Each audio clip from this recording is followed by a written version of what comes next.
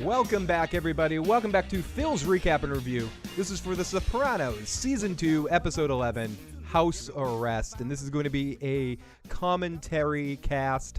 We're basically going to be watching the episode live and talking over it like we've seen the episode a million times, because we have seen the episode a million times. And most likely, anyone tuning into this has probably seen the Sopranos episodes multiple on different occasions. But here we are in Season 2, Episode 11, and if this is your first time ever watching The Sopranos, I won't necessarily recommend this being the right podcast or live stream for you to watch. So come back after you've already watched the series, because we're going to be spoiling things before, spoiling things after. This watch-through exists out of time. We're just basically talking about it like it doesn't, like no rhyme or reason. We may talk about the last episode. We may talk about Junior's ultimate fate that gets hinted to a little bit throughout this episode particularly.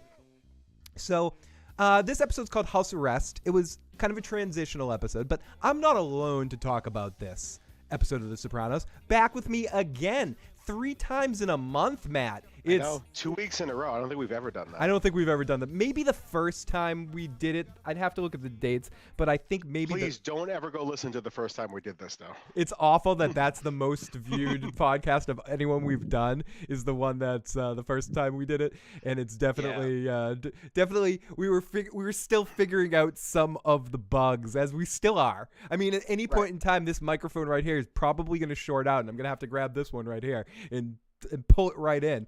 But this was another really fun episode of The Sopranos. I know Matt was busy this week and didn't get a chance to watch it live or pre-watch it, but he's going to be watching it with us tonight and watched it last week. But this is another fun... The problem is that, like, last week I watched, or 2 weeks ago I watched 5 in a row, so they have, like, that's why I can't, I know what happens, I just don't know when it happened, if it's this one or the next. But this is another interesting episode. You mentioned when we were talking last week about how Christopher wasn't in last week. This is another episode of The Sopranos where a lot of the main characters and main story points, not the lead characters are obviously there, but this is an episode that's almost centrally about Tony, Junior, and Milfy. Carmela's a part of it. Richie and Janice are a part of it. But the main focus characters and when stuff actually happens is with those 3 characters. And most of the crew is just in one bit section, at 2 bit sections, one at the middle and one at the end, where we see some of our main characters or our regulars like Christopher, Sil, Paulie. Bobby has a little bit bigger of a part than normal in this episode because Junior's heavily featured in this episode. And conveniently or consequently, it's one of the funniest episodes I've seen in a while. Junior on his own has had moments before leading up to this, but this was one of those full-on Junior throughout the episode making you laugh. This isn't the last one we get like this. We get a couple of these episodes all the way through. And not just that, Matt.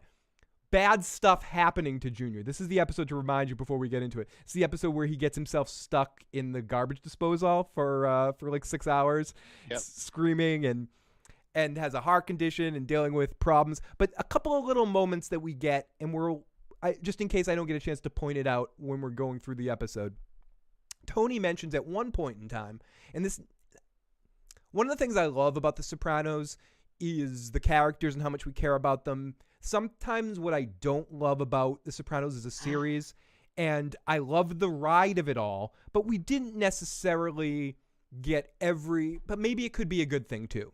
Some could view this as a good thing, and I like it about it too. I like it and I don't like it about it. You don't get every question answered. Every time something's mentioned, it doesn't come back. There's one that's coming up later on where we deal with a certain Russian in the woods of the Pine Barrens. There's another one about a couple of things about money. Janice looking for Livia's money. That storyline just disappears and they never deal with that again. Is there money buried at Livia's house somewhere? Or is Livia just full of shit? In this episode, Tony mentions that Junior's sitting on a pile of money. Junior is pretty well off when it comes down to it. He's got a lot. He's been saving up. If you really stop and think about this, Matt, it's one of those weird things that they pointed out in the Talking Sopranos. And and I do want to mention this, Junior's been working for many, many years with Johnny as his number 2 throughout, and as a captain or whatever his role is in that particular family for years, making right. And we don't ever really know what the real, say, hierarchy is before Jackie Aprile. We don't know who was in charge right. really all the way We back, know that there was an old man that came after Johnny Boy, but we don't know, and somehow he came before Junior, because it seems that when Johnny died, Junior should have taken over, but I guess he didn't. And then this other guy took over, and then when he went to jail, Richie was the acting boss. So maybe they'll get into that more in the prequel series. I don't know if I want them to, but we probably are going to learn a lot more about that when we podcast about that later. But I do think it's interesting that Junior, unlike Tony or unlike even Richie, as we see later in this episode, more like Livia, because he's of a different age, chose to live in the same place and live in a shitty place where he needs to work on the disposal. It's all 1960s paneling and 1970s paneling throughout. It hasn't been updated. Never. And he has the money to update it. Yeah, Tony's got an enormous house, a boat he can't afford, car, all sorts of stuff that he spends his money on. Yeah. Buying Carmela gifts all the time. Right. He lives like that. Johnny Sack lives like that, And we get it set up, that big parallel between Tony and Junior, in the sense that Tony is very much I spend first, he's spending, he's moving around cash. We get kind of hints throughout the series that Tony does have a nest egg saved up in other places, but to fast forward, and this, we said we'd do this, we get to the point in season 6, is it, where he owes the money to Hesh, and he's almost completely broke, because it's such a sad. You feel so bad for Hesh that that's. Spoiler alert, that single episode is the worst episode you see happen to someone in here, because he loses his wife, I think, too, in that same episode. Yeah, and it's very hinky circumstances too. But yeah, so Tony isn't great with his money in the way that Junior has been established to be able to save. He can afford all these lawyer bills and all that stuff because he chooses to live down, live in the, as you said. So how old is Junior in the year 2000? Do we say, is he 70? You gotta figure he's got to be pushing 70, right? Oh, he's gonna be. Oh no, he's gonna dude. My mom's 70. He's older than that. He's gonna be 75. I'd say closer to 80 even. Okay, if Johnny is okay. Johnny was Junior's older brother, who's Tony's father, and if Tony is supposed to be, I think Tony's supposed to be 38 at the beginning of the series. So yeah, Junior needs to be pretty old. 60 in the beginning. So either way, let's call him 70. I mean, he grew up then poor. He was born during the Depression to immigrant parents. So he would, Junior's going to grow up to be that way with his money, I think, where Tony never would be. I'm going to just let the internet do my work here. It was stated out that in season 1, Junior is 70 years old. His birth date is 1928 or 1929. According to Wikipedia, and they never lie. Right. But I will trust it. That's one of the things. You can shit on Wikipedia, and I do shit on it, but it's one of those weird things that if you need a fact about television or a movie or something, or sports right, where there can easily be a chronicle of statistics, where there used to be an encyclopedia. Hey, KC, Randy, how's it going, buddy? Great to see Randy in the live chat. Great to see Walking David in the live chat. Great to have some people popping in and out of here tonight. I see you guys. Great to see you, and hope you're having a nice evening. It's very cold where I am tonight.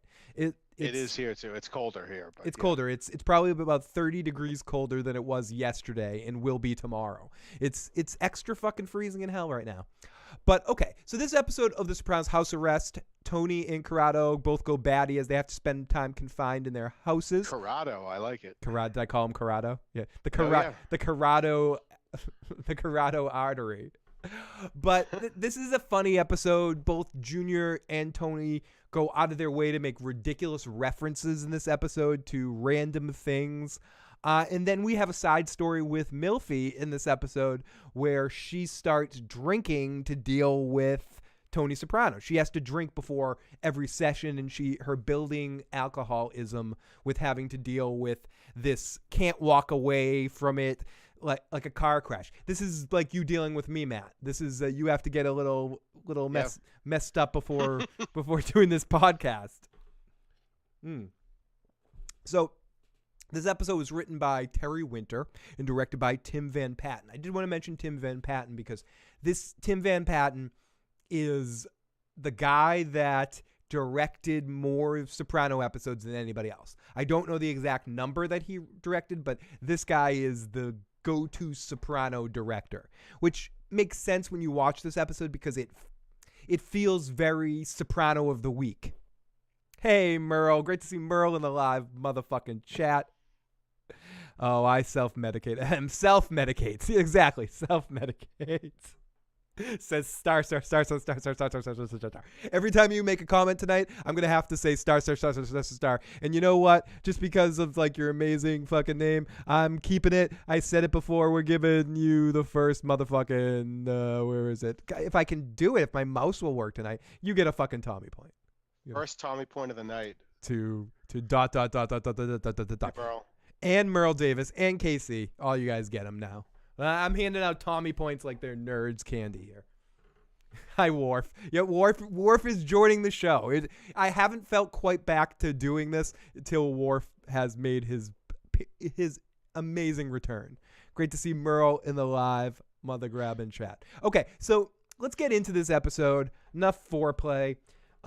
Let's get into it. I'm at 0 whenever you're ready to go. You were at 0? Okay. If anyone wants to watch along with us, we will give enough context to what the hell's going on in the show. You can listen to this just as a live stream Babelfest ridiculosity if you want to, or you can try to sync this up, almost like syncing up Dark Side of the Moon to Alice in Wonderland and watch it. You can enjoy both things uniquely, but if you bring them together sometimes, you can actually see what we're ignoring and just talking about random sports facts.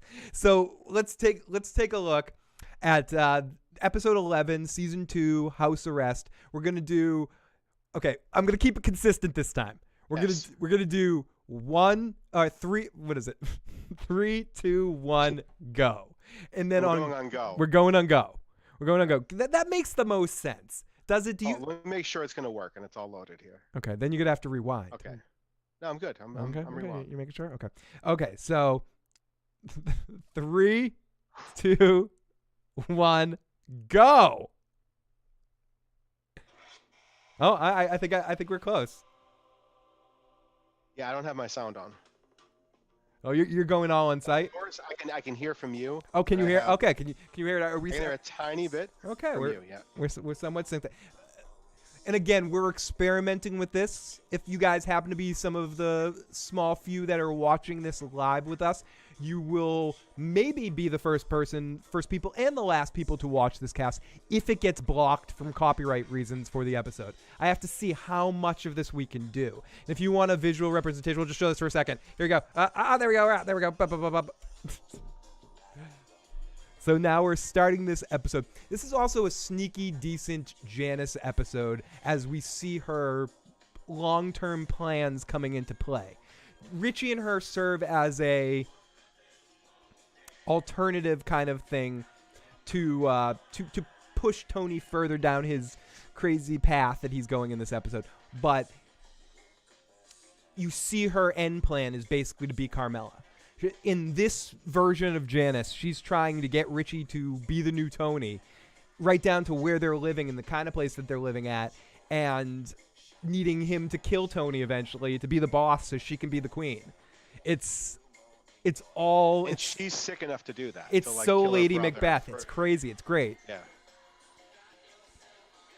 Merle says, while you watch this, I'll watch Deep Space Nine. That works for me. As long as you're watching us, too. That's all I care about. Okay, so our episode starts out here with Richie. Again, this is one of those things that The Sopranos early on, were consistent about it, but it's one of the first shows I really remember where the soundtrack was so important. Besides, like, teen drama stuff where you get, like, cheesy songs coming in. But each song is so synonymous of the scene. I hear this music, and I'm like, oh, yeah, like, I don't care about these songs. I wouldn't buy a soundtrack, but... oh, yeah, this reminds me of this scene where Richie's having the dump truck going on the angry client here. And this comes back later with Richie just being an agitator. Instead of dealing with talking about shit, Richie likes to fuck with people. And Richie's great. And this is stuff that 15 years before this, 10 years before this, would have flown with like local authorities. Like you could still pay people off like that 10 years easily. before that. But Richie comes out and thinks it's the same way 15 years later, like he can just go do this. Yeah, and he's exactly. He's in a different time, but not dissimilar to Feech LaMotta that we see later on. And the thing about both of them is they're not necessarily here. This isn't them just messing with other wise guys, for lack of a better term, or people who are living on that side of the law. Like they're messing with straight people that could. Feech does the same thing. Feech is breaking arms of like straight people. Like Tony doesn't do that. They don't go out and do that to people that aren't like in that world, unless it's absolutely necessary. Because those, even more than the wise guys that could flip, those are the kind of guys that are going to flip on you. Right. Excuse me. Hey, Jay. We get to see SM down. Jay in the live chat. And Geck. Oh, great to see you. I haven't seen all the Sopranos yet, but I just wanted to stop and drop a like and a say hi to Phil in the live motherfucking chat. Richie plays a great gangsta, and he plays someone that's so intimidating. Because I agree. We were talking a little bit about this before. Between Ralphie, Richie, and Phil, and Junior Livio, you would say in season 1, but from the big antagonists to Tony, Livio would be none of them on their own seem like an actual physical threat to him the way that Richie does, I think, as a physical threat. No, Richie, you can just see Richie could kill Tony by himself. And you can see all throughout this episode, Matt, keep an eye out for this, how every time Richie looks at Tony, it's like he's thirsty. It's like me looking at a large cheese pizza from Santapio's. Yeah. It's just, I'm like, yep. Like, I can't wait. Who's your favorite character again? The mayor from Ghostbusters. Yeah. Da da da da da da da da da da.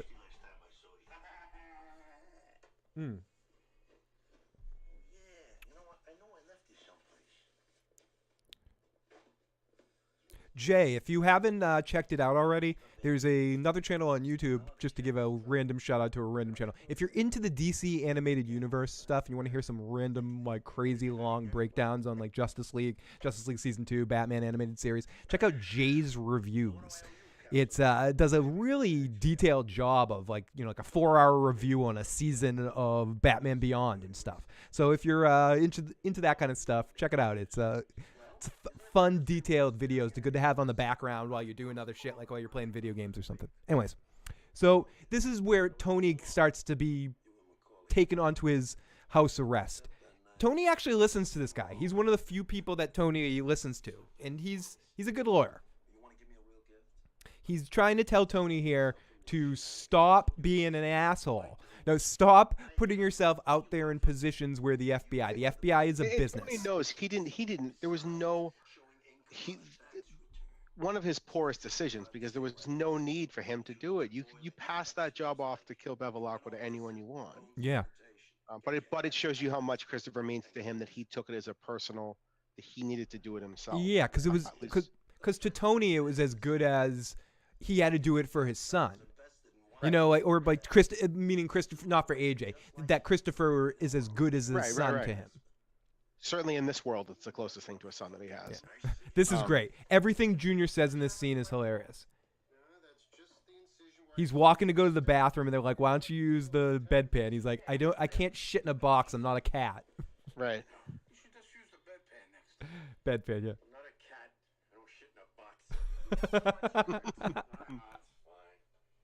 It's like every time he talks, Matt, let's go to the discotheque. And then she's just like, whatever. Every time Junior talks, I just want to play this sound effect. Mr. Soprano, McLuhan from the U.S. Marshal Service, here to reattach your electronic bracelet.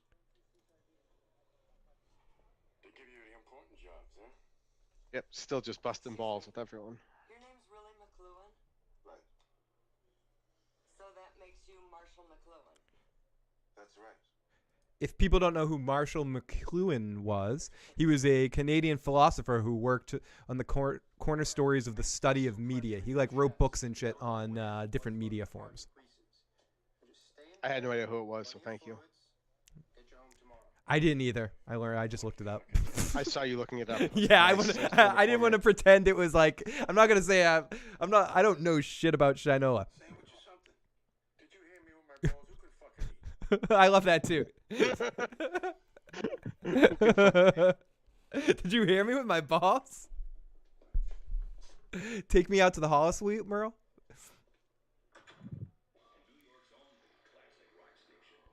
So Tony is great in this episode.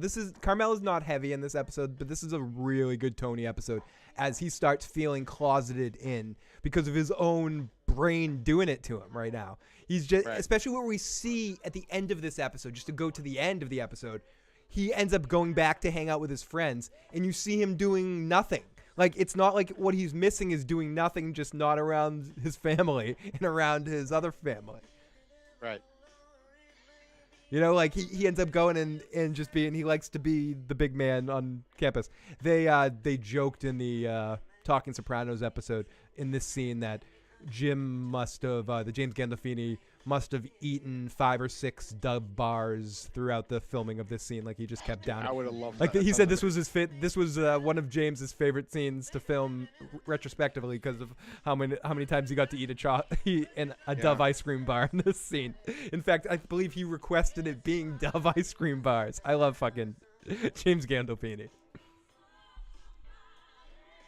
Well, that's another theme that we see show up, not Dove ice cream bars, throughout the whole show is when any of these guys try to attempt to hold a straight job, they can't do it. Yeah, they can't. See Vito at one of the most famous scenes is Vito at the end, you know, because of his construction background, he actually could do construction. He's out there trying to do, you know, side work for people, and he just keeps checking his watch. He's like, I can't do this all day. Yeah. No, he can't. They cannot do that. And Tony is Tony's just starting to build in him, and Richie's backing him into a corner too. Yeah, and he's about to marry his sister. Like that whole thing is. Yeah, Tony has to deal with that. That motherfucker's gonna be my family here. So in this scene right here, we see Jennifer Milfy, our clean, straight therapist, is drinking some high-end warm vodka. Little Belvedere, I think. Yeah, warm Belvedere in the middle of the day. Now, because of Matt and I's great friend Ilya, we could never drink vodka warm. He would defriend us. So we would lose him forever. You can't drink vodka warm. Dimitri and him would both destroy us in Mortal Kombat. We've had a lot of nights getting like out drunk by grandparents in his family, like old grandmother. Yeah, all Russian. Yeah, you don't try to outdrink vodka with Russian people. You don't do it. It's like pissing into the wind. But the secret is the food. You know, you make sure that you take a shot, eat food, take a shot, eat food. That's the perfect balance. Yum is right. Yum is right. Star.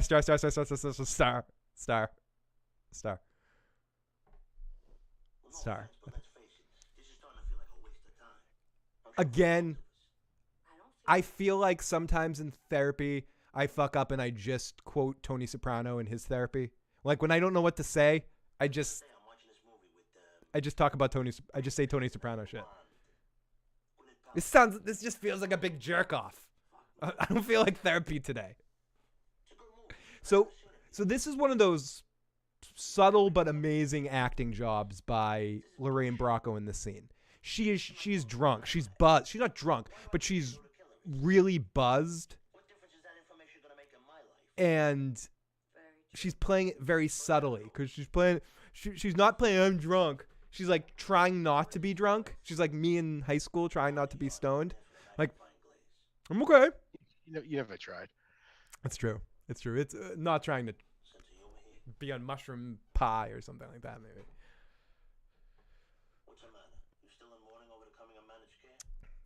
That's again one of those weird out of nowhere Tony Soprano references. You're just like, what? Yeah. Exactly, Merle. Huh? What's going on?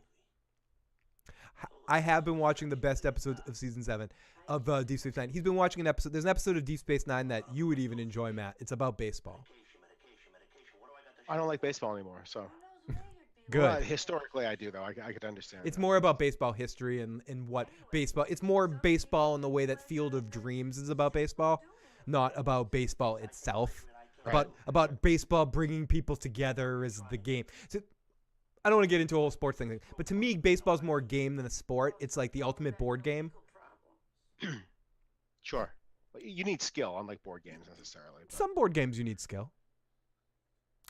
So like physical athletic skill. But okay, that's not the point. yeah. So Tony is So Tony is really pissed off in that scene about not being able to do the good things that he wants to do, and Milfy's just whatever drunk. And this is a funny scene with Junior as Junior's getting checked out of the hospital, and I can attest. I don't know about you, Matt. Have you ever had surgery?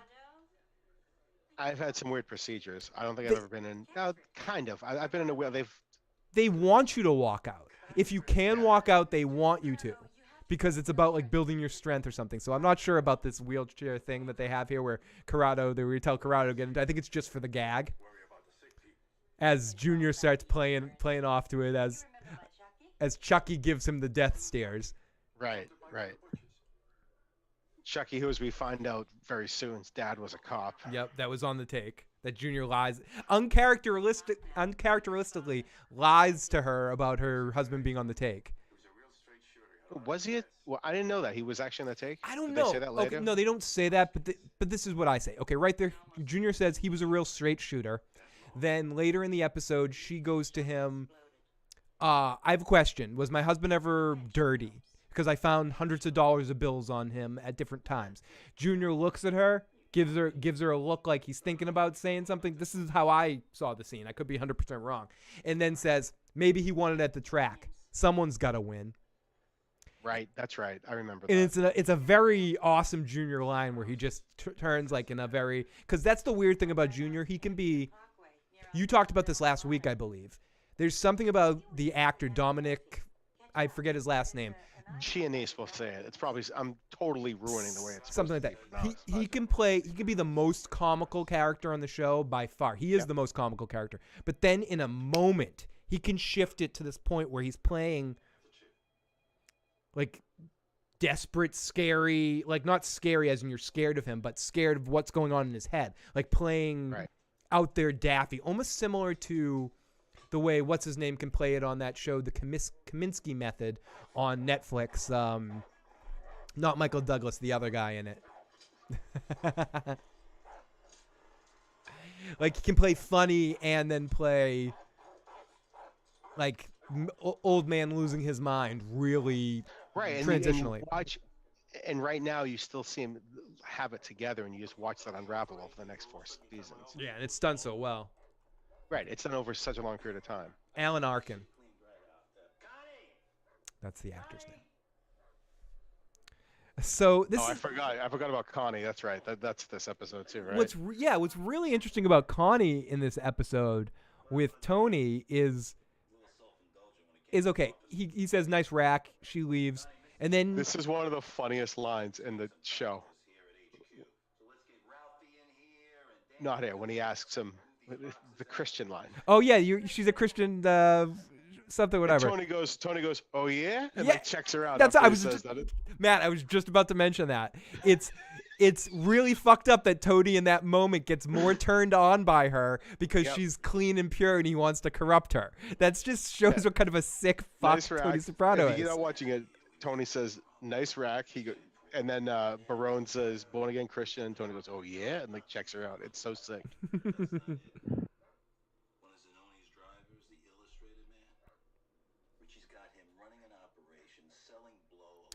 Okay, so here we find out that Richie is selling cocaine along the trash route and kind of mixing two of the things together that you don't want to mix together. It's not that, and again, it comes to this later. Tony has no problem with him and Junior selling drugs. It's just these trash routes. The cops have laid off them. They're focusing on other things. It's clear they don't want to give the feds any excuse. And as Barone is saying here, Oh, go ahead. I was going to say. Oh no, I'm done. Go ahead.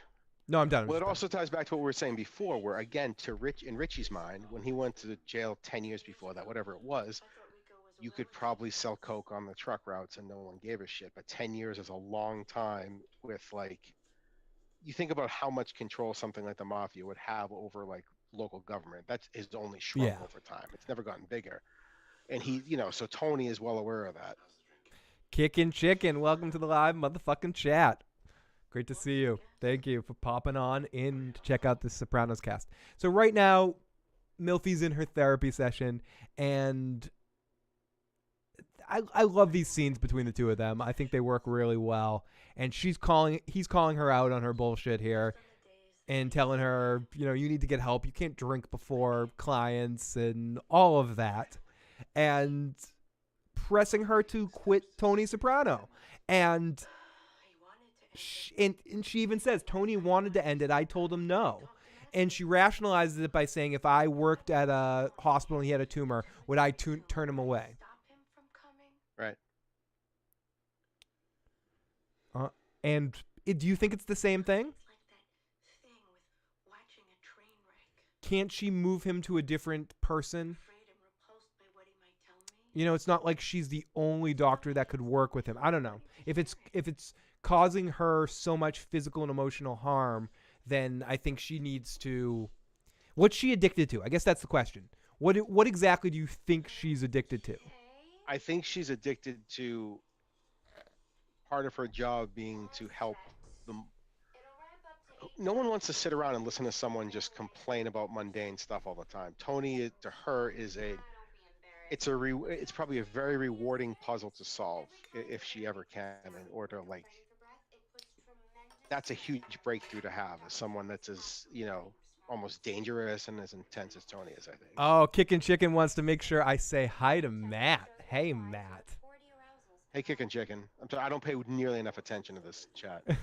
So this is a huge juxtaposition with Tony, with Junior, because he was just at the hospital, being one way completely with the woman he grew up with that's the same age as him, who has her bunions issues, and then you see Junior here with.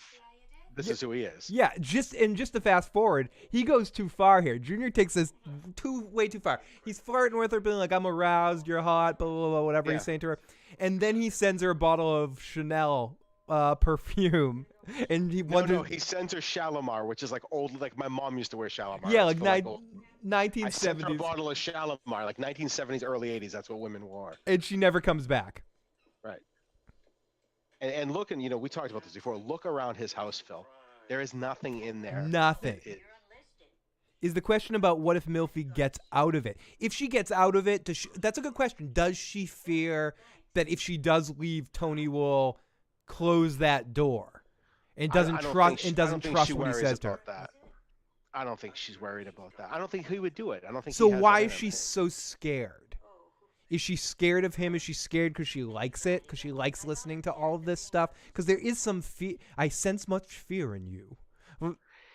Part of it must. There's also has to be a weird part of it that is for her, not so much fear for her life, but like how much is she willing to know morally of stuff that's like illegal activities that have happened? And then she becomes complicit. Complicit to it. At what point is she complicit in this? And just by helping him, is she complicit? Even if it's not, I think she wrestles with that a lot. Like, at what point are you complicit with this? Anyways, so this is a funny scene here where he kicks her out because he's like, what am I going to talk about?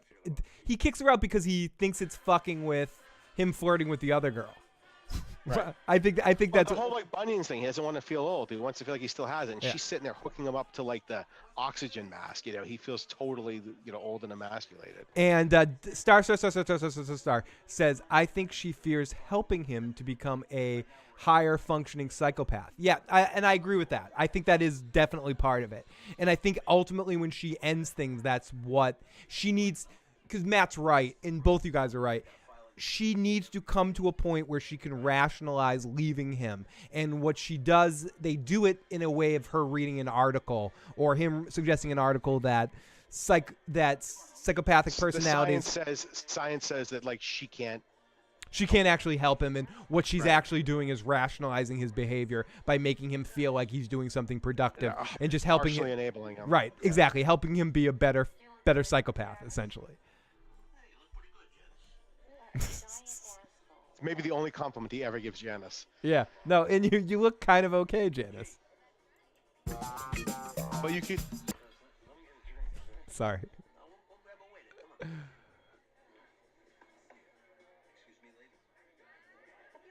So yes, this is an interesting scene where we see Janice's whole end game coming through.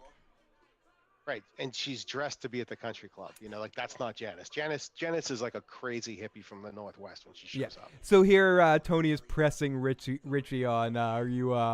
So what's up with the Coke? Just a little Coke. You got a little Coke, though, Richie? Richie, what the fuck, Richie? Is Tony too harsh on Richie? No. Is he harsh enough? Yeah. He's in a terrible situation because that's Jackie's older brother, and Jackie is like his brother himself. He's always viewed him as his older brother. I feel like I want to wait to talk about this till next week, but I want to kind of put something out there to be like, what would Tony have done if Janice didn't solve the problem for him? Would Tony have taken Richie out? Right.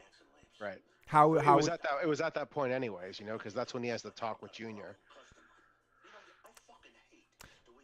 Okay, kicking chicken. We all know Matt's sexy, you know. So Listen, he's a married man. I can't help it. Yeah. He's a married man. But thank you. Matt is looking sexy. We appreciate that. I try. It's my goal to make, but I'll maybe in the future, but we because of my Zoom account, I can only have one person as a time. But you can leave us a voicemail at 781-990-8509 if you would like, or text on in 781-990-8509 if you want to get your voice in the cast, and we'll play it at the end of the show. So they film this stuff really well, like when Tony's starting to have panic attacks and freakouts.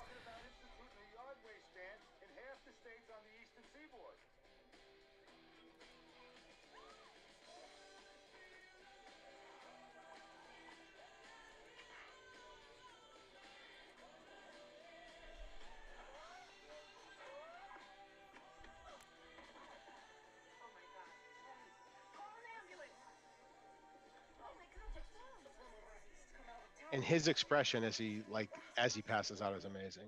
Yeah, no, it totally is. Pills, the analysis. You pay her a fortune. What is she doing for you? Leave me the fuck alone. If it was a man, you'd wring his neck. So in Carmela's way of, I forget, has Carmela met her at this point? Does Carmela know Melfi? Or not? I think he's only had her, like, phone conversations with her. Right, and Tony never told her. Yeah, this is before she went in for couples counseling, right? We haven't had that stuff yet, right? That's in season 3, I believe. So she's not a big fan yet of Melfi at all, or like supporting her at this point. No. And in fact, in this scene right here, she's just so fuck Melfi, and she's looking for any excuse to kind of go down that route. And I do think it's interesting. I love this moment right here where she turns to him and goes, Losing some weight wouldn't hurt. the look again, Gandolfini's look, like, what the fuck you, go fuck yourself. You know what? She gets a Tommy point for that. Tommy fucking point for giving that reference right there to Tony Soprano. He needs to hear that shit. So again, Junior, no dishwasher. Right. Oh, Jay, I ended up just putting the timeout so it auto deletes all of them. But I didn't mean to delete them all. I can still see them all. I just did a quick timeout because that was progressing kind of dirty. I was afraid of what the next. It took a hard left at the end. Yeah, it took a hard left with the 5-way with the kids.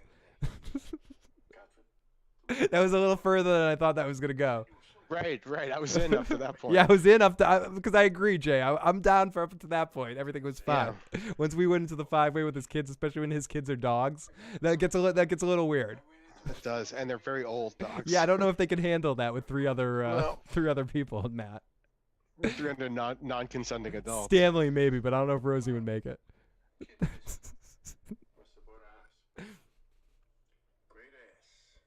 Great ass. So we get a conclusion to that episode before. It is. I was going that line, Jay. I was wondering when the line was. I was looking at Matt's face, seeing how uncomfortable he was, and wondering when that line was. But we get the continuation to the episode Boca, where Junior throws the pie in the woman's face. Bobby says he bumped into her and she was cold, and Junior misses her, which is why he's sort of craving another female's attention, because his longtime Gumar had a huge breakdown with her because of the Who was old? Was not older than him, but she was certainly older than any of the other girlfriends, like Johnny's girl who we meet later, the one that's the new Kennedy or something. Yeah, but but this girl, like Junior's old girl, was a knockaround gal, so felt like he had something in common. So it was one of those girls that always like Blanche from Golden Girls that will like make you feel young while you're having fun with her and stuff. Right. You know, so he had he had his own situation.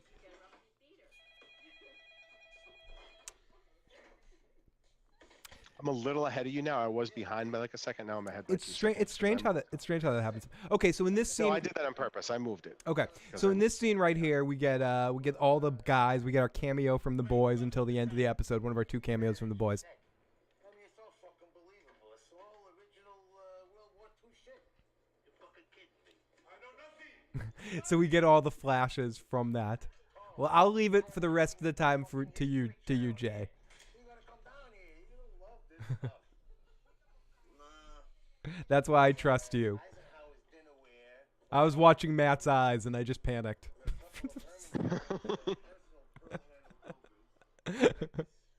I was reading Matt.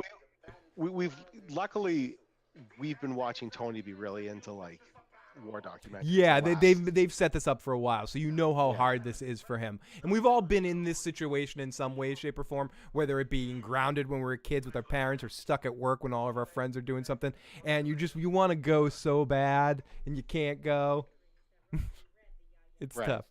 And instead he's stuck here listening to people talk about the Yahya sisterhood. And he's just, the look on his face, there's so much disgust and anger and hate.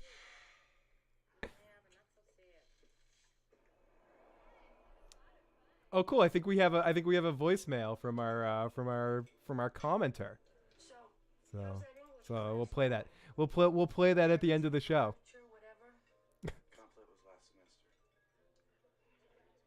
Okay, we'll play your comment, Kickin' Chicken. We'll play your voicemail at the end. We're not scared.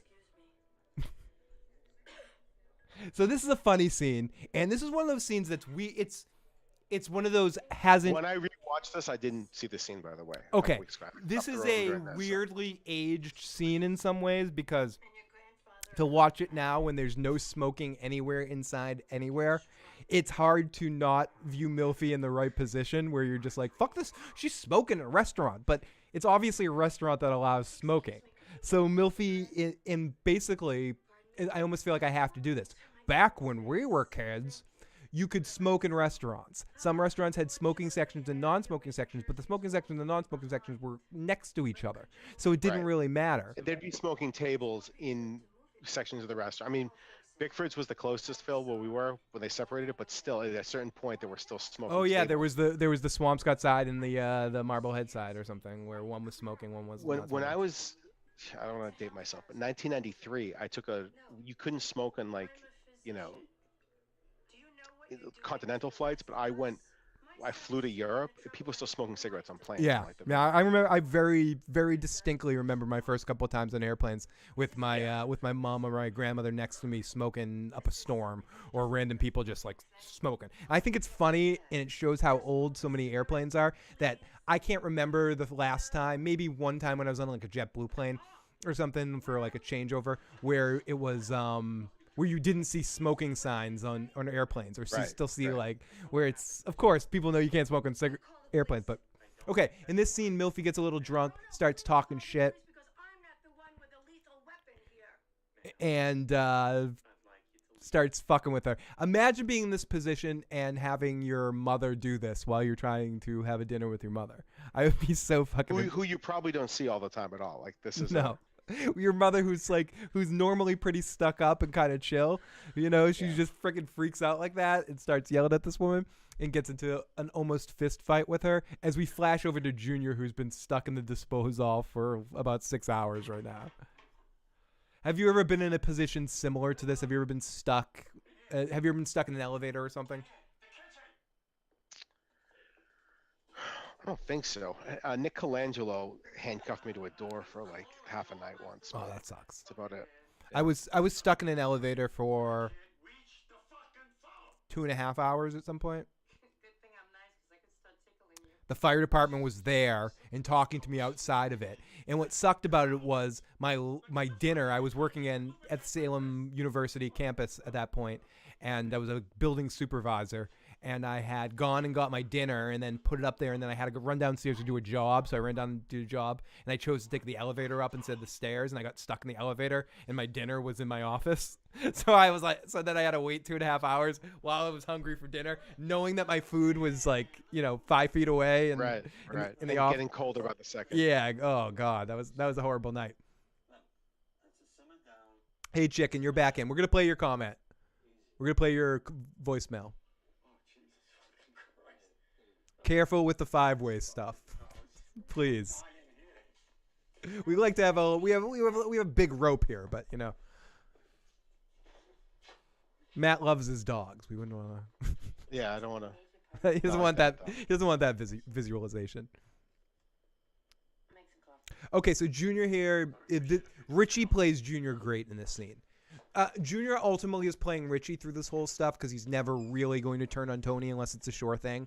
But Richie definitely gets Junior's blood boiling here by giving him a light envelope. Even if the pay wasn't light this month, he was smart to give him a light envelope here and kind of just go, "This is Tony." Right.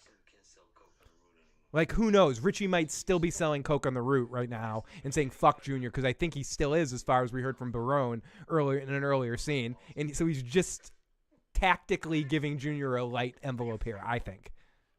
He's the boss. Whether he has grand mals or not. He's the Is okay with you? He's the boss, like getting it to be Junior's idea. This is actually smartly played by Richie and stinks of Junior. You know how it is. They're bureaucrats. They nit, they pick. It's passive aggressive, pure and simple. They hate their lives themselves. I know. They're not out in the field.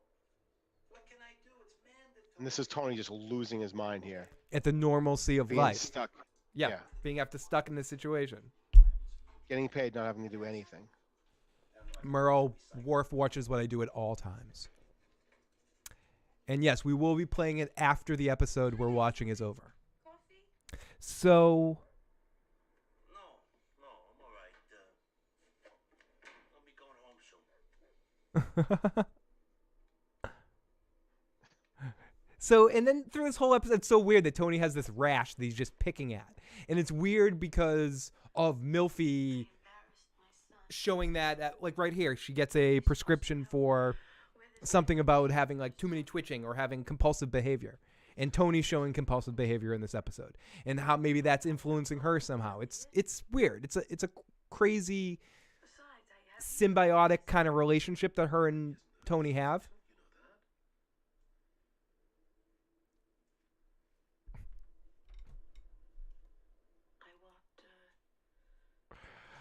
Okay, sorry, but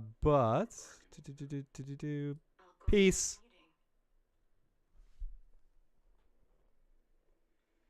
We'll still play your message at the end.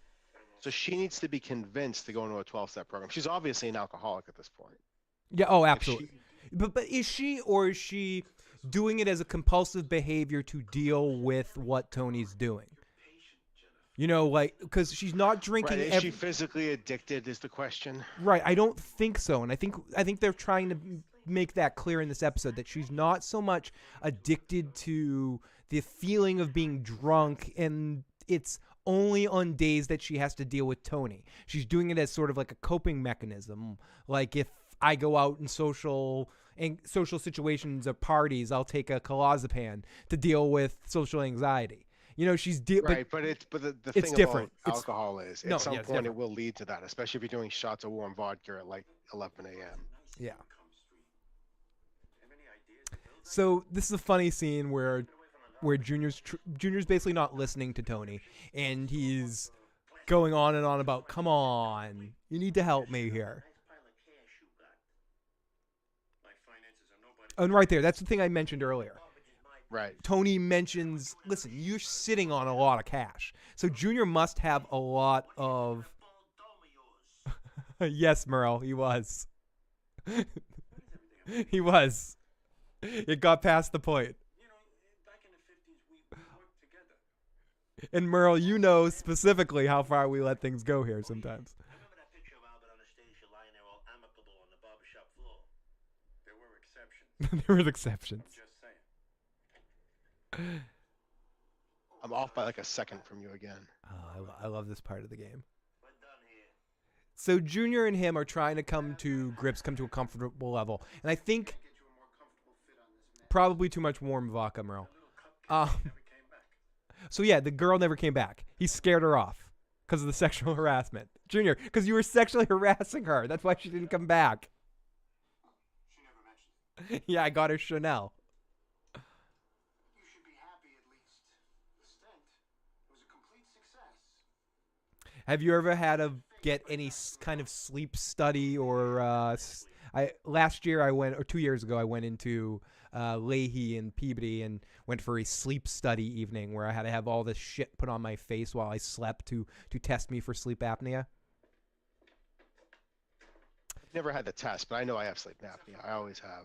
Well, I have. So it depends how big I am. The bigger I get, the worse it gets. Merle, you're weird, but you're like normal weird. Like I get you, buddy. Yeah, everyone here is weird. Like, Yeah, that's we're weird. It's one way to like threaten 5 ways with Matt's kids. You know, that's different. I don't have kids. I have dogs who are my kids, but that's somehow weirder. Yeah. No, you know, more of an adventure. And look, dude, look at that kitchen. It's such shit. It's one of those things you don't mention, but they're talking about it in the Talking Sopranos, and it's just like an aha kind of thing. Like Junior lives so shit. He lives so shit. I mean, look at those couches are from the 70s in the background. That wallpaper's from the 70s. Yeah. How or the long do you 60s. think that cat? painting. Yeah. How long do you think? Seriously. How long has that been there? And I love how he's trying to call on 401. He thinks he's talking to an operator. He's like, "You motherfucking piece of shit, cunt." Any allergies, shellfish? And this is also a funny scene too. Anytime Tony's with a doctor, it's funny. And Medication. again, this is something weird that they mentioned. I had a sleep study last year, and I went there, and I stayed there till like 3 a.m, and I didn't sleep, and I left. That's the only word you people know. Sometimes pressure can result in contact dermatitis. Oh, is that what that is? No, I knew that was bad. It's a fucking rash. But it's bleeding, for Christ's sake. You've been scratching it. You said you work at a sanitation transfer station. Dollars to donuts, you'd be exposed to an irritant in the air. I sit in an office. All right, yes. So it's funny from this scene. What the doctor basically prescribes relaxing, so he goes and bangs the Christian Scientist or whatever. Right. That's his way of dealing with it. I suggest you talk about stress management. But yeah, Merle, I had the same kind of study. Ooh, fun.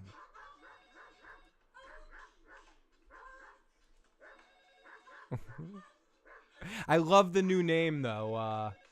Why don't you start with that name? That's such a better name. Our friend returned under a different name, and the name was Dick Queef, which is an amazing name. It is. That's amazing. Like I love you. I don't want to give you any hate here, but we had another comment about your dogs, Matt. But lovely name. I like that name, Dick Queef, a lot. So now Junior, speaking of Dick Queef, Junior is having lunch with this lovely woman, with Dick Queef. I think that's her name, and they're flirting. They get along. They have a good vibe. This is where she asks him about her husband, who's been dead for 15 years. Can I ask you something, Corrado? Oh, Dick Queef's back. Oh, cool. You know, I'm the No, you're pretty cool too, man. All good. We love some good natured trolling. That's good. No worries. sometimes, you know. Who isn't? Who isn't? Especially if the dog is like a cartoon dog. You know, I'm sure they could do some wonderful things. You think so? Are there any? I was just That's gonna the line. That's the line you just brought up, by the way. Oh, you brought it up earlier about the. about the brother or about the husband. If he Yeah. it's a great line because it's just one of those moments where I don't know. It's one of those weird lines that fills me with a lot of like depth that isn't necessarily on the surface of that line. Where Junior, Right. the way Junior says it, the way he looks at the camera, someone's got to win. It's just one of those lines that fills me with I don't know. It's like the Joker and Batman saying, "Where does he get these wonderful toys?" It's just one of those weird sort of like deeper lines to me. No, I don't. Speaking of people that are that like are sitting here living above their means, like these two trying to buy this house right here, they have no business to. The exact opposite of Junior's house, where they just were, like literally 2 seconds ago. They're in this place now. Dick Queef, I myself, I don't have kids. I have disciples. That's how it works, right? As I'm Jesus, you know. But no, I have a dog as well. Or that's what I call my kid. You know, I treat it like a dog. I keep it in a box outside in the cold. You know, it's Dude, no, because you'd never do that to a dog. I would That's never that's do. bullshit. Honestly, I would never do that to a dog, Right. ever. I mean, baby, does it cry a lot? No, I'm kidding. I'm not a parent. No. And Richie here tries to one up Tony. At the Yeah, end. this is where He says, Richie is trying to get under Tony's put skin. that, put that lawn in last year. Yep. 1 year long. Yeah, how long? When did your lawn get through? And that's what I wonder. As I'm of two minds, and we're going to talk about this next week, I believe, or it might be the episode after that. No, because next week's Richie, and then the final episode is Pussy. I have not watched the final episode. I've watched the one up through Richie. I fall asleep by the time the final episode comes on. But as much as I like what the show did they subvert our expectations essentially by handling Richie in that way? Would you have liked to see how the Tony and Richie storyline ended? Or was it genius what they did with Janice? Think about that as we're going into that Janice and Richie episode, because I'm curious how it feels. Because every time I watch the series, I feel a little different, and I'm curious of that question for you, Matt. Looking back on this in sort of a time capsule moment under a microscope, was it a good choice to end Richie that way, or should they have seen where the end of Tony, or because they had the Pussy situation to handle, and we got to see Tony handle his business in a different way? Like, which was you know what I'm saying? Like, should they have handled Richie different or not? Or was Janice the best way for him to go out? I think that Tony,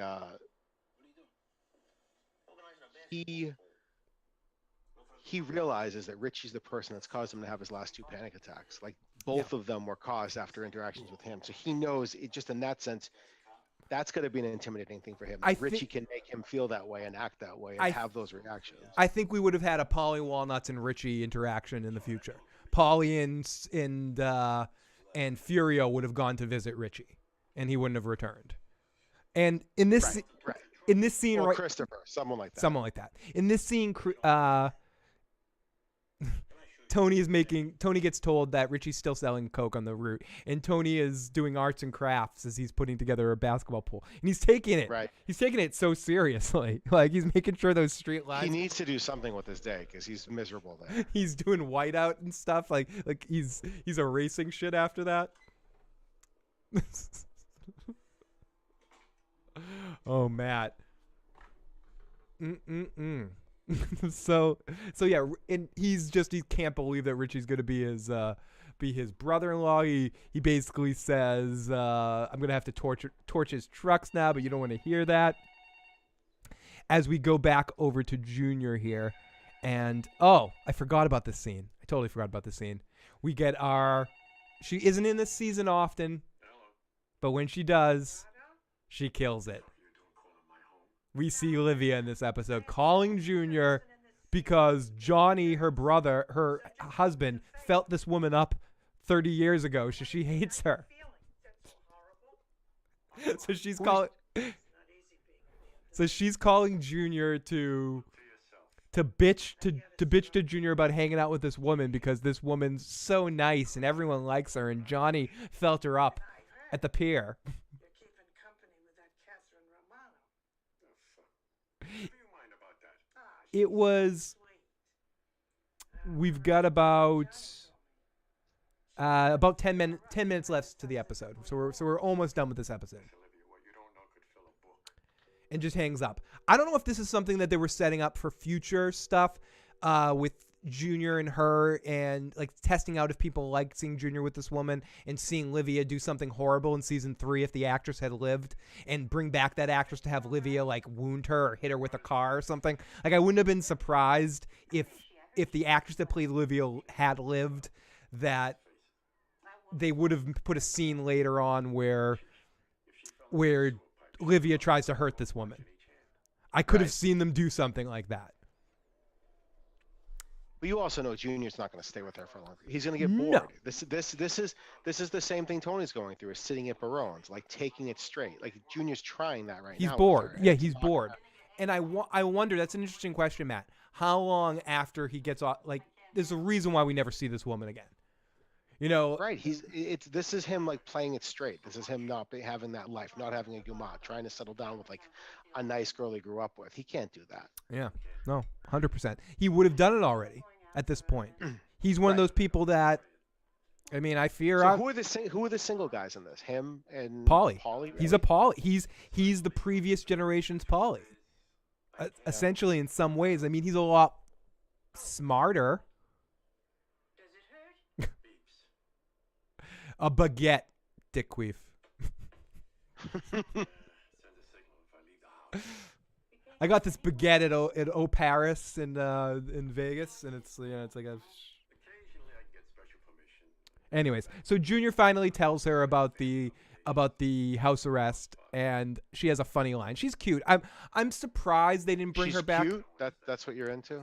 No, two different things. I didn't say she's sexy, Matt. I didn't say I'm attracted to her. I said she's cute, and she is. And her and Junior have decent chemistry. Excuse me. Right. I'm actually surprised that they didn't bring the actress back in some fashion later on, because I think some guest actors that they have pop on really suck, and they still bring them back. I think she's a good actress, that there was still more stuff to do with her character. And again, I'll say, and I don't know this from anything, that there would have been more done with her if Livia had lived, because they were definitely setting something up right there. They didn't have. Having said that, though, you said this earlier. There are a lot of random Soprano episodes where the stuff just Doesn't go anywhere. Yeah, it's true.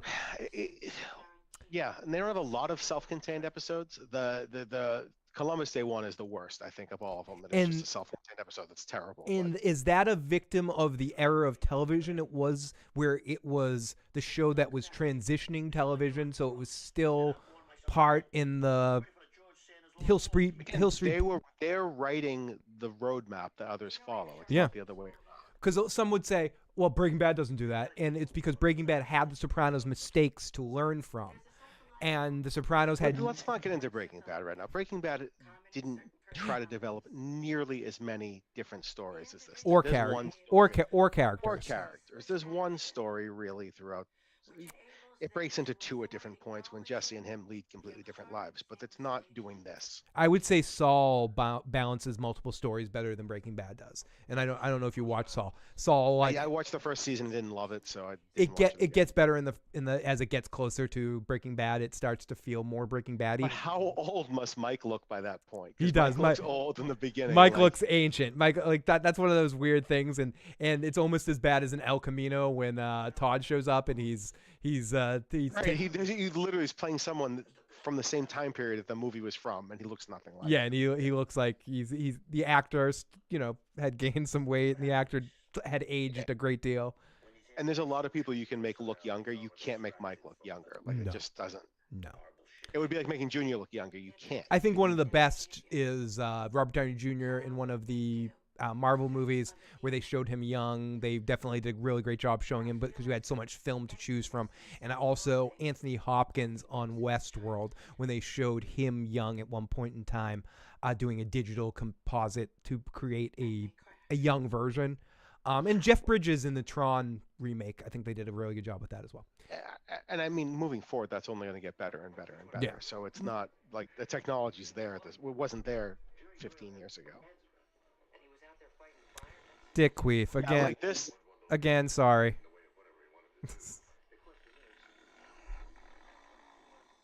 So yeah, Junior snoring, going through all of that, and she's taking care of him. I love how Junior earlier in this episode is like, I don't snore. And yeah, you kind of do, George. Right, and this is like, he's not going to find a 25, 30-year-old woman that's going to want to do this with him. No. He'll find a 75-year-old woman who will sit there and put this on his face. Yeah. I mean, that's one of those things that, it's both scary and hard when you get to be that age and you live alone and you're in that kind of position. Do you hire a nurse? Do you, are you lucky enough to actually be able to have someone stay with you for that long of a time and want to take care of you? And not only being single, which a lot of people have, or they have a spouse that's passed away, but being like,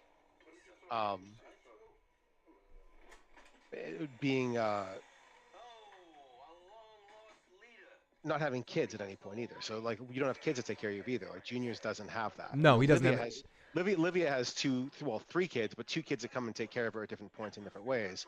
And, Junior obviously doesn't have that. So this is our final episode, final scene of the episode as Tony returns to all of his friends. We see Christopher back from the hospital for the first time in a while. We see our whole crew here. And we see Hesh before he was on the outs. Yeah, Hesh before he was on the outs, right when Hesh was in the prime Hesh era. And Tony's back to normal. And you see, again, as I mentioned earlier, he's doing nothing. It's not like he's coming back and there's all this shit going on. He's just sitting there doing nothing, cleaning his shoes. And then at the end here, someone crashes the car, and you get the FBI agent coming by and bringing the new agent by to meet Tony Soprano, which again furthers that weird storyline with that FBI agent who ultimately helps Tony kill his. Did you see Tony right there? Like, he's using the shoe shiner and he sniffs it. Yeah, he puts it on his arm where where he was scratching. Yeah. He's like, oh, that's working good. Yeah. But I love how we talked about this a bit last week too. The Agent Harris here, is the guy who helps him kill Phil. And like this furthers the storyline of this agent likes Tony so much he brings new agents down there to get a sub and hang out with the guys for a second and go because they're not really after Tony. He's a small timer when it comes out, and they're after him, but they'd rather bring down Carmine in New York than Tony. It's right, and Tony without New York, Tony's place is relatively peaceful. You know what I mean? It's exactly. Just, they're not into like murder. They're into like construction projects and that shit. Exactly. And right even here in this scene, it proves it in the way that these guys are trying to keep the neighborhood safe. Right. Like in this scene right here where there's a car crash and they're all like, based on what he just said, that voicemail would be weird. It will be, Merle, but I'm a man of my word. We have to hear what the voicemail says now. I think Matt's maybe. like, I don't know. It got and weird. I'm also a little behind in the chat, so I don't. Yeah, that's from a while ago. He said it would be weird. Yeah. Matt, when we get off, I'll read you all the comments that were deleted in case you didn't have a chance to read them. Oh, okay. No, I saw them. I saw the last one with the bunch of emojis afterwards. So like, I was gonna. You were gonna ask. You were again. I was reading your facial expression. I was about to ask you to like. Yeah. I hope I'm doing a decent enough job here at monitoring that as much as possible. So there's the end of our episode as we see Tony and his crew kind of policing the neighborhood and Big Pussy being scared as we get our furthering of the Big Pussy storyline that ends this season. So we've got 2 episodes left this season or 3 episodes this season. 2. It's 13. Well, I think most of them are 13. Give me a second. Okay, so I think we have 2 episodes. I think it's next week is Richie's death, and then our final episode is Pussy's death. And I think last episode next week is definitely Richie's death, right? Yeah. And then our final episode. Thank you, Frank. You're fucking awesome. Thank you, Frank. Coming in from We were sidetracked by the chat too much in it. Well, us I just mean, reading it. in not fairness, actually that doing might be the same. Frank, we don't think you are. We're going to give you a Tommy point for that. But you could just be the same person with another name, since you just showing up here at the end. And you're gonna blindside us with some dog and Yeah. random time. So it's possible. It's possible. We don't think that's true, but we've both played a bit too much poker to quite be fooled quite that quickly. So Frank, Yeah. we love you. We hope you're a unique individual, Frank. But if you are Dick Queef, we love you too. We love you too, Dick Queef. Or kicking chicken, or Or kicking chicken. Yeah. Or you could be different people. It could all be. Yeah. We want to believe that many people are checking out this, but we know that not really. But so possibly. But yeah, this is a really great episode of The Sopranos. And our final 2 episodes, it sets up really well how this season ends. And the season, if we really think about it, and we'll talk about this, and we're going to do episode by episode unless something strange happens and we really run out of time. We will not be back next week. We will be back the week after next, not Thanksgiving week, but the final week. I mean, or the following week after Thanksgiving, we'll be back probably, or the week one of those next 2 weeks. But we're going to finish the last 2 episodes before the end of the year, basically. But you could almost view these 2 episodes as a whole, that it's interesting everything that happens in these final 2 episodes. And because this one we just saw, there's literally the most action in it is them dumping the dumpster at the beginning of the show. That's it. There are 6 seasons of The Sopranos. 6.5. We're going to call 6.5. it, because there's a 6A and a 6B. And I think each one of them's a little bit longer than a half a season. Yeah, I think each one's 8 episodes, so there's 16 episodes in the final 6 season. So it's kind of like a season. It's almost similar to what happened with Game of Thrones, Jay, where they kind of split it up, where it could have been one thing, but they decided to call it multiple seasons, where there was episodes where you had different episodes in different parts of the season, where it's 6A and 6B because there was 8 in each. 6A is probably one of my least favorite seasons in my memory, but we'll have to see when we get there. But these final 2... Have you not, and those are ones you wouldn't normally watch, just like if you're just watching a random episode. So you haven't... No, and it's true, Matt. Like, I've watched... I think when you watch random episodes of The Sopranos, I tend to watch in the first 3 seasons. Or 4 seasons. No, 5. No, even 5th season, kind of. Because I do watch. It's okay. I don't love the. I know you have. I can't wait to get. I can't wait to get to that stuff because I want to pick that shit apart to death. Because I really do love season 5, and I do think, without getting too into it, because we're gonna talk about it when we get there, the Tony Blindato. So 10 years from now. No. If we keep going at this route, not every week, but we're gonna get 2 seasons done next year. The Tony Blindato stuff comes off a little bit like Poochie-ish. Like, it's a little Poochie. It's a little, oh, you've always been here. Or, oh, it's right. Hey, it's right. Uncle always been here. Hey, right. Here you go. It's where people like Feach Lamani have actually heard of in earlier seasons. Right. Mentioned it. You hear the name Blindetto, but you don't hear about this Tony that's so important. Even the way they describe him when he's introduced, and we'll get to it in like the first or second episode of season 5, reads like dialogue in a horrible sitcom about replacing a character. It reads right. like, oh, you remember your cousin Tony, that we were like brothers growing up, and blah, blah, blah, blah, blah, blah, blah, blah, blah. Like, the way they say it is very, and we'll get to that, but they say it in a way that's very sort of matter-of-factly, very Richie Cunningham's brother disappears, and, oh yeah, Chuck went to college, yeah. Like, it's very much like that. And I don't think, and the weird thing about bringing him onto the show is he's the only sort of famous actor that gets brought onto the show, I think, as like later into it. I don't see Joey Pants as being famous. I was just going to say, does Joey Pants count? What are Joey Pants' most famous roles? The Matrix. Was The Matrix? He's a minor character in The Matrix. But he's very memorable. The Matrix was 1999, so that's right around. That's during The Sopranos. The Christopher Nolan movie he was in, the first movie, in not Insomnia, the second movie. The one where everything's Memento. Backwards. Memento. Yeah. I say Memento's probably one of his best. He's one of those guys that's not a star, but he's very awesome. He was in the Goonies, for Christ's sake. He was, and he was also in. He was in The Fugitive too. He's one of the Right. He's one of Tommy Lee Jones's guys. Tommy Lee Jones's guys is him. Yeah. Yeah. So he's been in stuff forever, but he's not a movie star, in that way. I agree. They don't really. The Sopranos didn't really have. I mean, Dominic was in Godfather 2. I say Lorraine Bracco was probably one of the bigger stars that they've actually like cast as a big actor. Christopher wasn't a star, but he was in Goodfellas. Yeah, I mean, everyone knows Robert Loggia.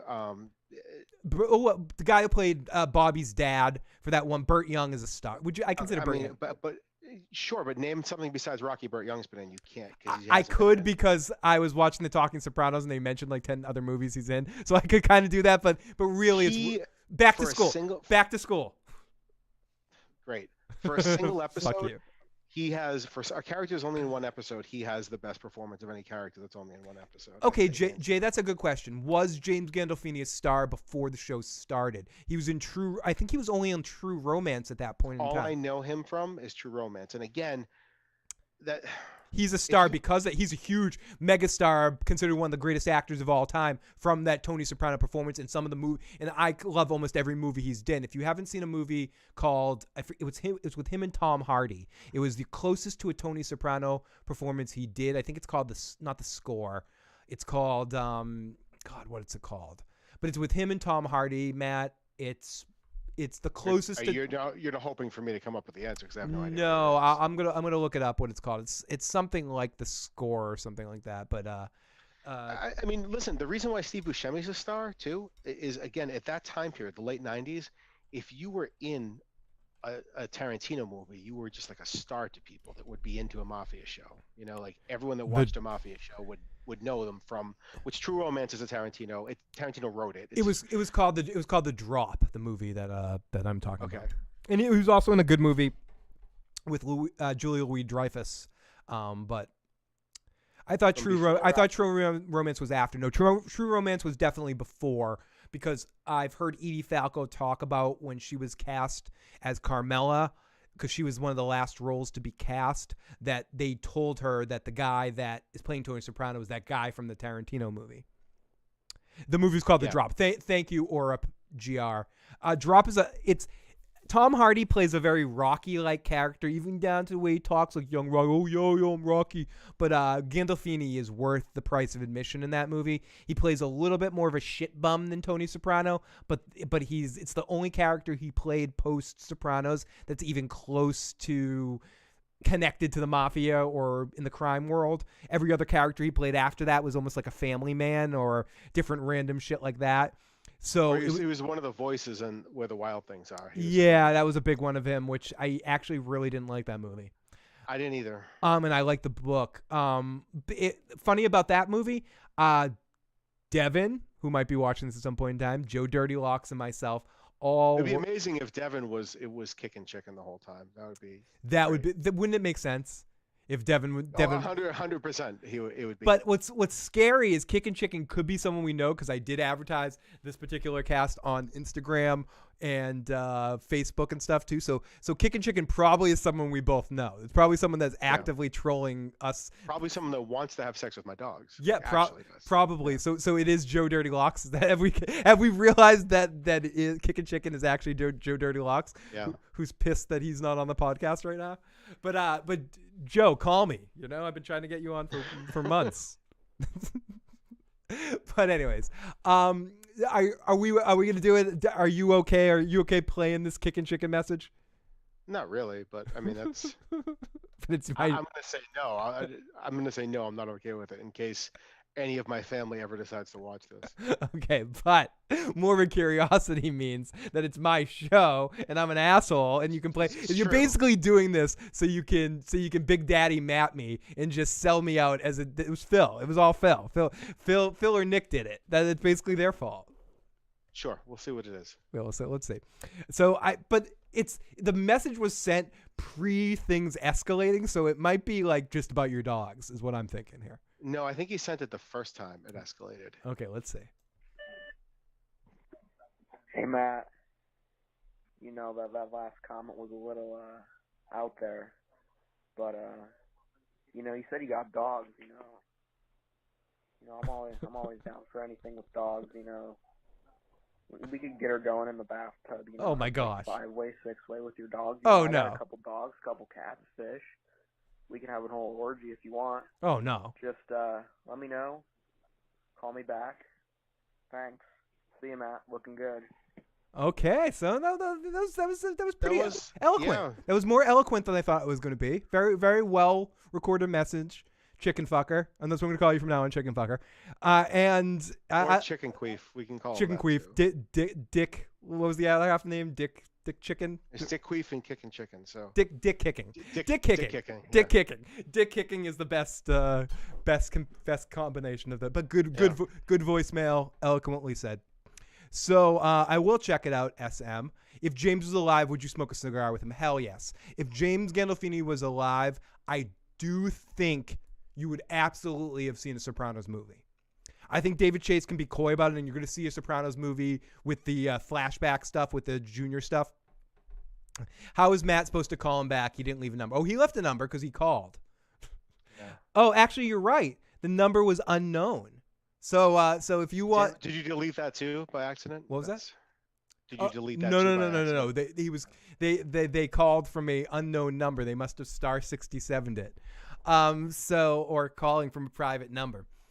So how is Matt supposed to call him back? So Matt cannot call him back. So we'll have to hold this over until next time when we're back. This will be like a bat thing. Will Matt talk to Kickin' Chicken again? You know what? I like that voicemail so much. I'm gonna give. Oh no, you're not gonna do it. I'm gonna give a Tommy point to Dick Kickin'. Dick Kickin' gets a Tommy point. Wow, Dick Kickin' deserves that. And Merle and Jay deserve it for sticking around with us this whole time. And lots of love to our good buddy in the live motherfucking chat, Frank, too, who's still with us at this point. And that whole bunch of asterisks that's up there. Oh, yeah. Star. We really do appreciate you guys joining us tonight because Matt doesn't want to just talk to me. So we appreciate the live chat. We appreciate all of you guys. Now, having said that, if you weren't here, we would still do this. We would. Last week, talk, so. Yeah, last week there was something wrong with YouTube, and like we literally had one person, Oakley, who could somehow watch us, but no one else could, and people were popping on in, being like, "I can't load the video," but we still talked like people were listening. So and for way longer than anyone cared about it. Oh it yeah, like no one cared. Half hour before, half hour after. Matt, Yeah, we totally accept that no one cares about this. We're doing this for our set because we wouldn't talk if we didn't make an excuse to do something like this. Joe and I talk about this sometimes too when I get Joe to do podcasts.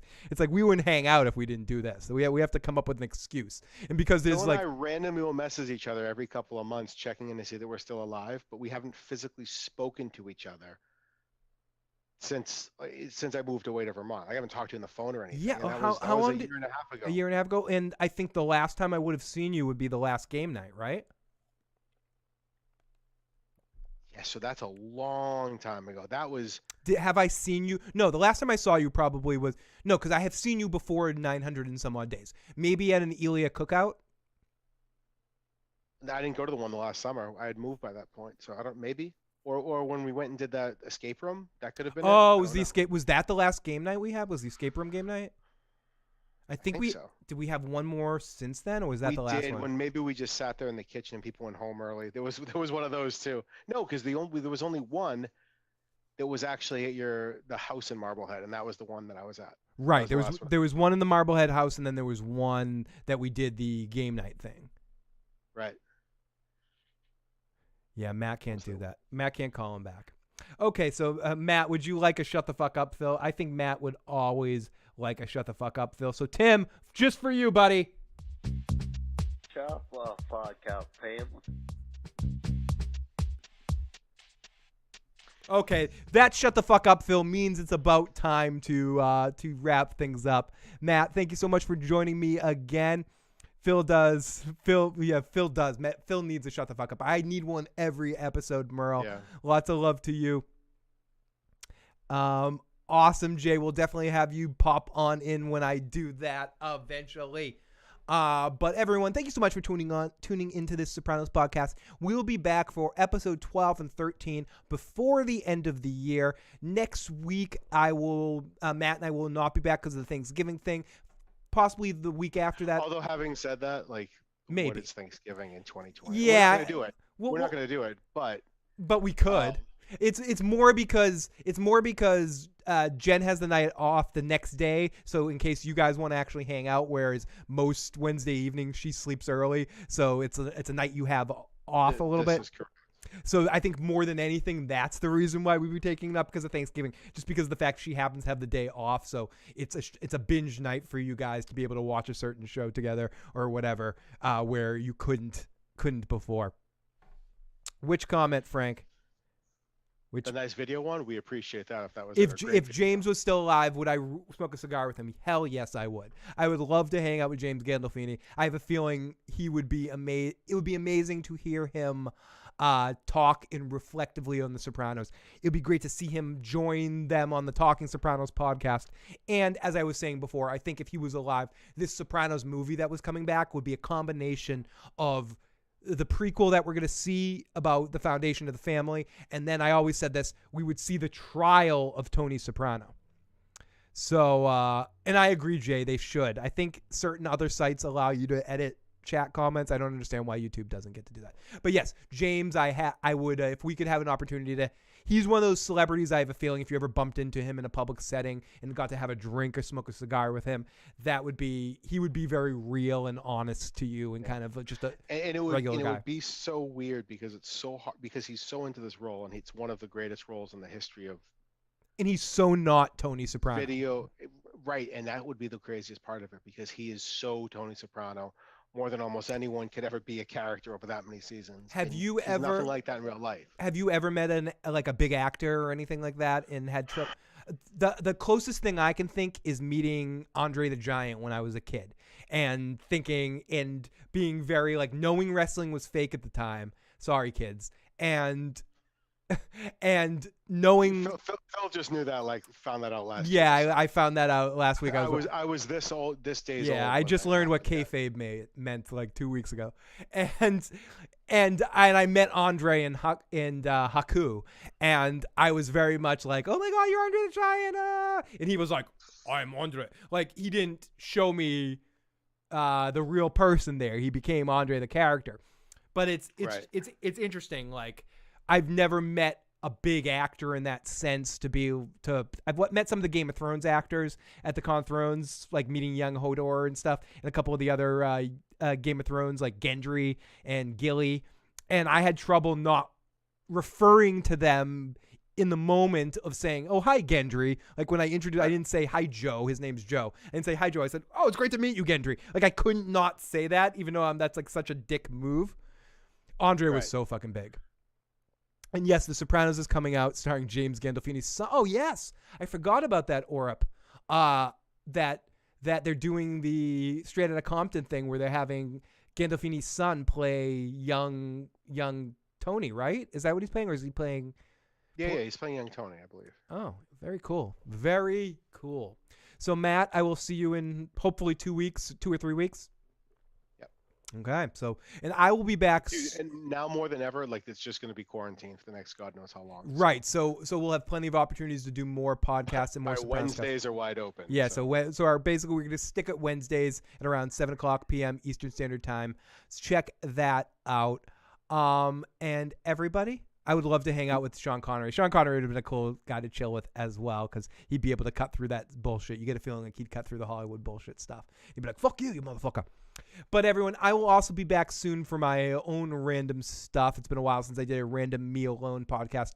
Going to do that sometime soon. Also, I have my good friend Emily will be joining me for a UHF discussion coming up soon. We'll be going back to the Weird Al Yankovic classic movie to talk about that coming up sometime in the next couple of weeks as well. So, and coming up also very soon, Santovia, if you're watching this, my cousin Gotti and I will be talking about data and lore. So everyone, thank you so much for checking this out. Matt, thank you for joining me as always. Thank you for having me as always. It's wonderful. And if you haven't already and you enjoyed this, please hit the like button. Please hit the subscribe button. Share our channel with a friend. Help spread the word. I mean, dick kicking needs more audience for the next voicemail that they leave. Yep. We need that. Dick Hicken, thank you for joining tonight. Really do appreciate it. Keeps things on edge. You know, we know you're being silly and crazy. We dig it. Have a good time. Orip, thank you so much. Jay, thank you for being a great mod. Merle, thank you for being awesome. The Tommy Award winner is... Oh, in this episode, Tommy Award winner goes to Milfy for yelling at that woman smoking fucking butts in the restaurant. I like it. In our chat, Tommy Award winner... I think Merle was here. Yeah, Merle wins it tonight, and I'm gonna give an honorary mention to Star, asterisk,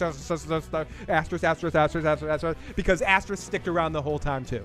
I saw Asterisk in there as well. So our Tommy Award winners for the night, and we're gonna stick around with this Tommy Award stuff, even though it has nothing to do with the Sopranos. Yeah, to the end, yeah. This Tommy Award stuff is gonna be like side boob for Sansa with Devin stuff. So it's gonna stick around forever.